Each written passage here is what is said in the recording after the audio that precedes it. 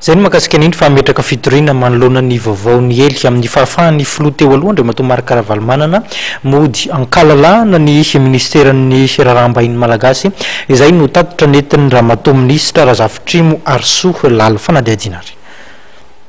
Afaka mody malalaka ny filoha teo aloha Marc Ravalomanana. Io no vaovao naparitaka ary nalefa tamin'ny mail mpanao gazety amin'ny anaran'ny ministeran'ny raharaha-mbahiny malagasy omaly. Nambaran'ny filazana ihany koa fa averina amin'ny pasiporony ahafahana miverina kalalahana eto Tanindrazana. Tsy marina ary fanambarana tsy mivoaka avy tao amin'ny ministeran'ny raharaha-mbahiny ny fanambarana hoy avy ao amin'ny ministera.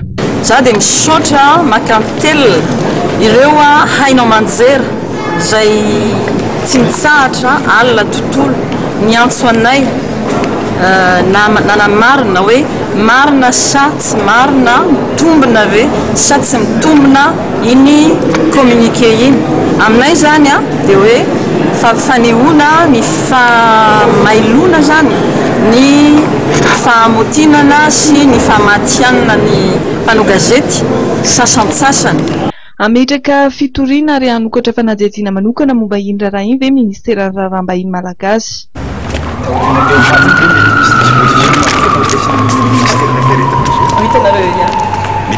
Arak'izany dia tsy namaritra mazava ny eo anivon'ny ministeran'ny raharaha-mbahiny na iroso amin'ny fanokafana fanadihadiana momba ny famoahana fanambarana osoka milaza ny fiverenan'Andriamatoa Marc Ravalomanana.